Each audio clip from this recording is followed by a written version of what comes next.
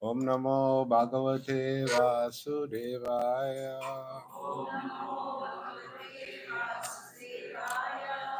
Om Namo Bhagavate Vasudevaya.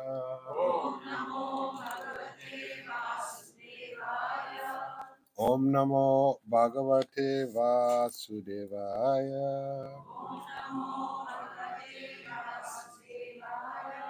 Srimad Bhagavad Gita ki jai.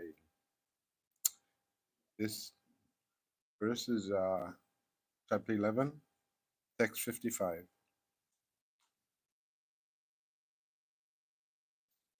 So I'm just read the translation.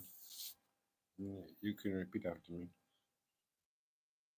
My dear Arjuna, he who engages in my pure devotional service, free from the contaminations of fruitive activities and mental speculation, he who works for me, who makes me the supreme goal of his life, and who is friendly to every living entity, he certainly comes to me. Purport by Srila Prabhupada. Anyone who wants to approach the supreme of all the personalities of Godhead on the Krishna Loka planet in the spiritual sky and be immediately connected with the Supreme Personality Krishna must make this formula as stated by the Supreme Himself. Therefore, this verse is considered to be the essence of the Bhagavad Gita.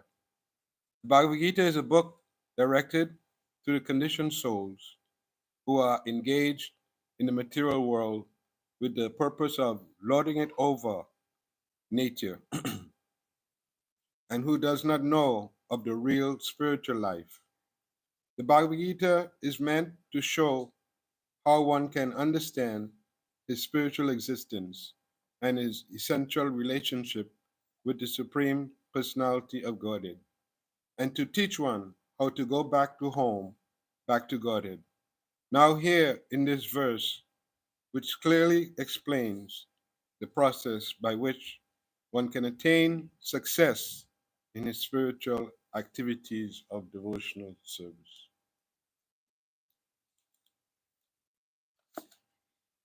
My dear Arjuna, he who engages in my pure devotional service, free from the contamination of fruitive activities and mental speculation, and he who works for me and who makes me the supreme goal of his life, and who is friendly to every living being, he certainly comes to me.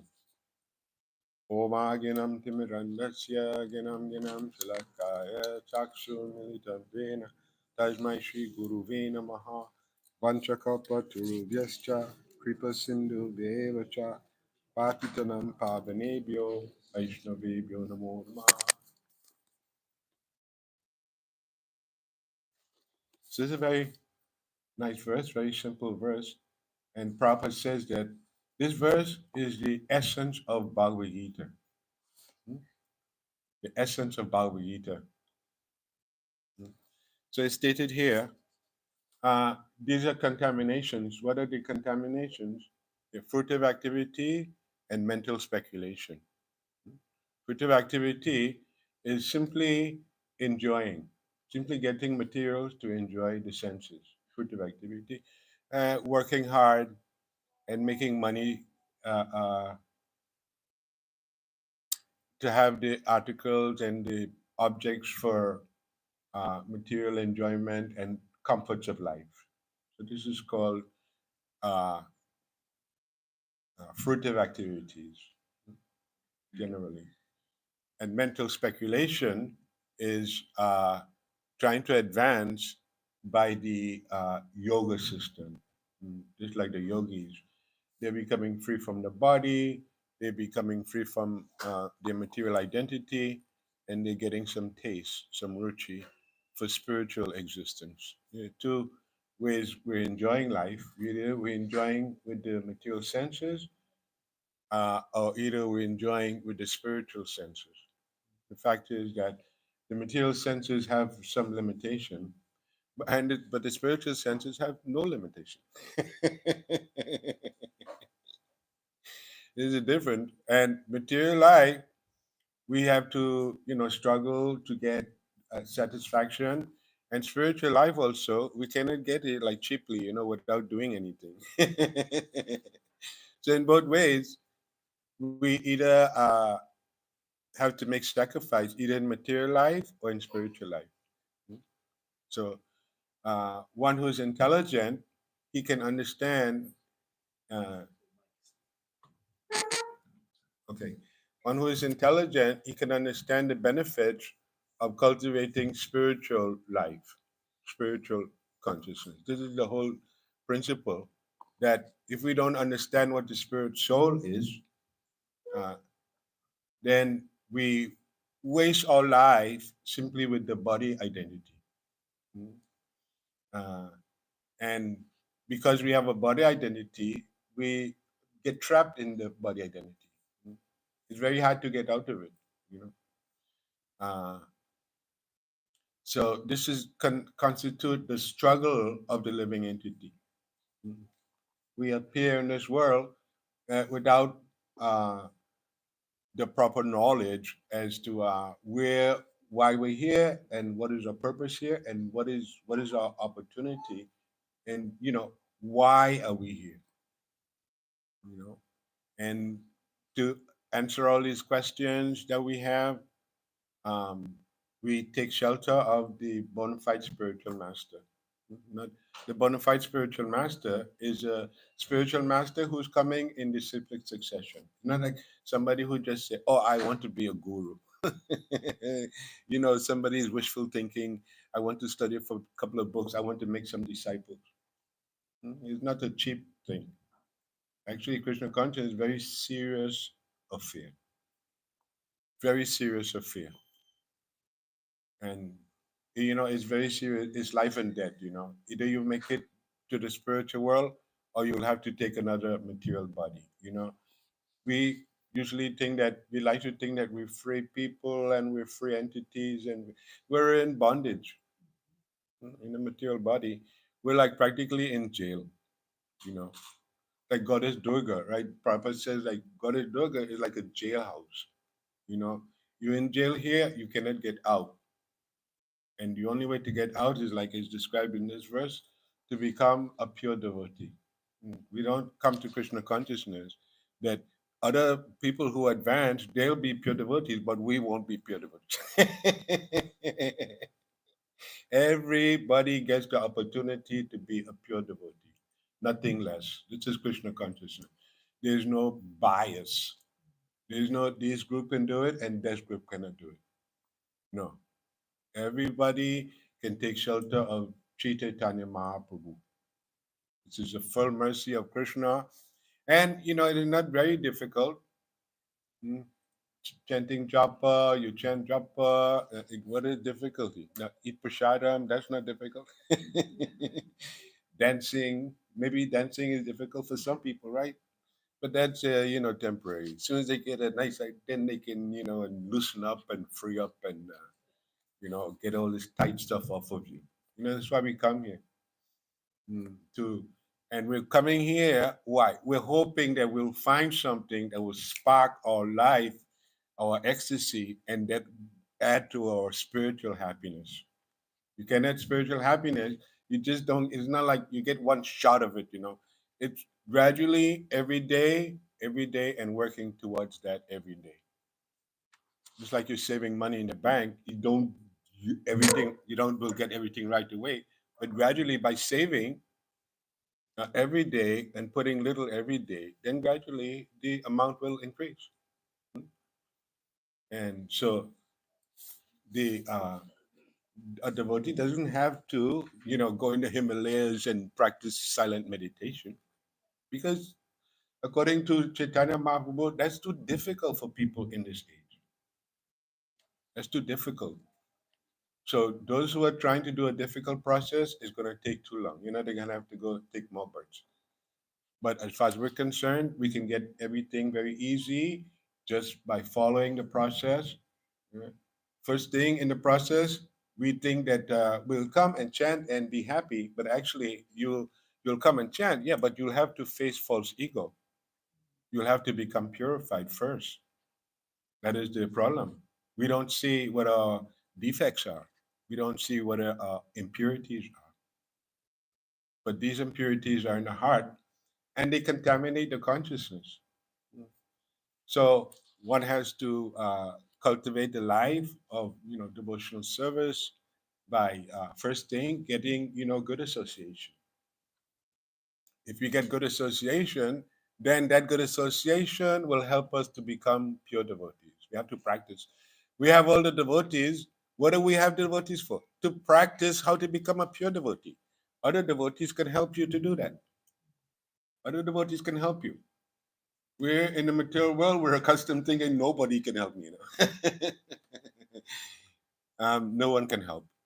No, the devotees are there to help us. And most of all, the spiritual master, Srila Prabhupada. Mm. But we're so fortunate to be at the time when such a great personality is come to the earth. Before Srila Prabhupada, Krishna was like, unknown. God was unknown. Everybody looking for God, but God was unknown. And so God is in India. That's that's why India is so special, because God is in India. Everybody's looking for God. God is in India, and people are looking all over, saying, "God is here. God is here. God is here." Actually, without Krishna, you don't have any good. You have some Brahman knowledge about the spirit of God. Of course, that's very nice and that's valid also. But if you say God is just a spirit, you gotta give me more information. Or you expect me to love something, you don't give me no information about it. You expect me to love? That's the craziness about the Kali Yuga. The people have no actual knowledge about God, but they're fighting each other. My God is the real God. But in Krishna consciousness, we're not fighting, right? Because we had the beautiful personality of Godhead. He is so attractive. Krishna is all attractive. Yes, even his devotees are attractive. But to speak of Krishna, and devotional service is so potent that just a little bit of it can completely liberate a person. Just a little bit, just a slight contact with it can liberate a lot of people. So it's very potent devotional service. Why the devotional service became so potent is because it's involved with personalities and their relationship with Krishna. Just like Srila Prabhupada, because of his relationship with Krishna, Krishna is able to give him anything. Okay, you want to liberate all these people? I'll give you that. I'll give you whatever you want.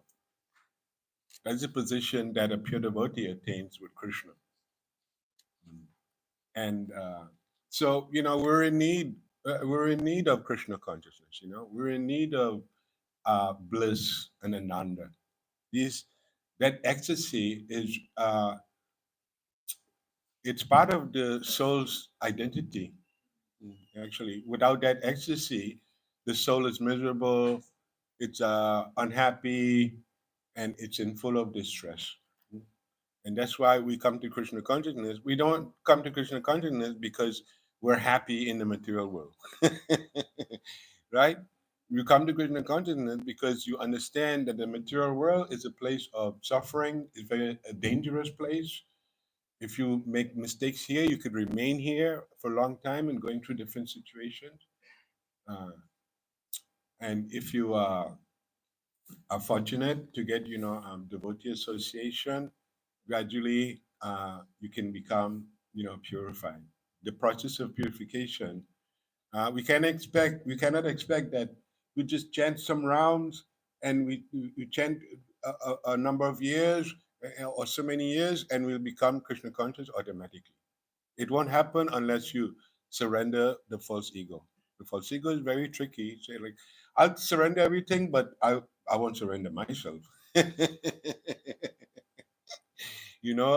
I'll do the services, but I won't surrender my heart. So we try to do services, and Krishna is not interested in just giving half, giving a little bit, or giving sometimes. Prabhupada said Krishna is interested in the whole thing, the whole heart, the whole everything. Prabhupada described just like Queen Draupadi when they were undressing her and all this thing in the big assembly. She was holding on with one hand. She was holding her sari, and she was praying to Krishna. And when she gave up both hands, then the Lord supplied the sari.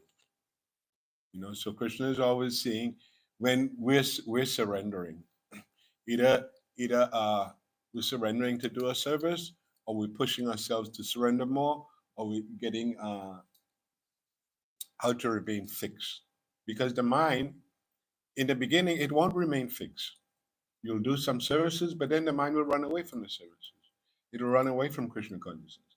So what you have to do is keep bringing it back all the time. This is the habit of a devotee. Keep studying all the time, keep chanting all the time, keep making offerings all the time, and keep doing this. And the mind will fight, and the devotee will come back again, do the offering again, and do the japa again. And this is will purify the mind. It wouldn't happen just I do it one time, and then the mind becomes purified. No. That's why Prabhupada trained his disciples in the temple to live with him and to get trained every day, every morning in the Mangalati, in the Guru Puj, and in this way the mind can become purified. The mind is like a raging torrent. When it's contaminated, it's like raging, to get happy itself. And when it's not happy, what the mind does is turn on each other people. Maybe they're the problem why I'm unhappy. So, uh, so in other words, the mental situations will always cause distress in the material world. You will not find happiness at all, and that's why there's big disturbances in relationships, in jobs, in basically being happy. So this process begins by chanting japa, mm, by chanting japa, and the mind taking to Krishna consciousness. It frees one from the identity with the gross body. We have a false identity with the gross body, and that is the contamination. How it's removed is simply by the processes of devotional service. Gradually, uh, the mind becomes free from the identity with the gross body. Uh, and actually, the gross body is all we have to identify with. We don't have anything else. And even if you experiment, you wouldn't find anything in the gross body because all the spiritual dimension is set apart from the material energy. Mm. So to get over to the Halandini Shakti is a complete transformation from one place to another place. Mm. It's a complete identity change. It requires help, patience, association, determination, being fixed. As soon as you are trying to fix more, then it's Maya's job to test us and to make us so that we are genuine. Conditioned soul means false. So realized soul means genuine. So to come from conditioned soul to genuine soul, there's a process. Mm. Actually, the process is not that we're doing devotional service, but the process as we're becoming better individuals, better persons, and better knowledgeable persons. So that we can, if you're not have enlightenment and you don't have realization, you won't be able to do anything for Krishna. Just like Srila Prabhupada, because he have enlightenment, because he has knowledge, he has realization, he can do so much for Krishna. These are the Krishna conscious persons and devotees. These are the persons that are making it in spiritual life. Why? Because they don't have a false identity and they are conscious of the Supreme Personality. That means that's how you can love God because He's the Supreme Person. If He was just a big energy, you couldn't love that. And so these are the important things, how to contact Krishna, how to become able to make progress, and how to enter into the spiritual world. Right? So you enter into the spiritual world, what happens? Your body changes. That's what will happen to you in Krishna consciousness. When you become self-realized, your body will change. Mm. That is a scientific process of Krishna consciousness. By fixing the mind on Krishna, the body will change into a spiritual body. Just like we had observed Srila Prabhupada, his body is transformed into a spiritual body by being a devotee, by surrendering, by doing services, by being dedicated, by being in good association. The body will change. Just like if somebody has bad association, he's going drinking and he's going with bad people and everything like that, his body will change into a bad body. So you are changing the body at every moment. Prabhupada said the caterpillar can become the butterfly. That's a process. So everyone has to step up to the process, become perfect. You can do it. It's for you to do. Krishna consciousness is not for somebody else, it's for you. The thing is, you will be able to enjoy life in Krishna consciousness. It's not just sacrifice. We're not just sacrifice people. No, we're in Krishna consciousness to be happy in Krishna consciousness. This is the actual way to be happy. And when you're full of the happiness in Krishna consciousness, hey, what? You can give that to other people. What do people look for when they see devotees? They look for how how come this person is happy? Yeah. So Krishna consciousness is nothing less but delivering to you the ultimate happiness, extreme happiness that will be you'll be able to live properly and you'll be able to understand everything and you'll be able to help other individuals.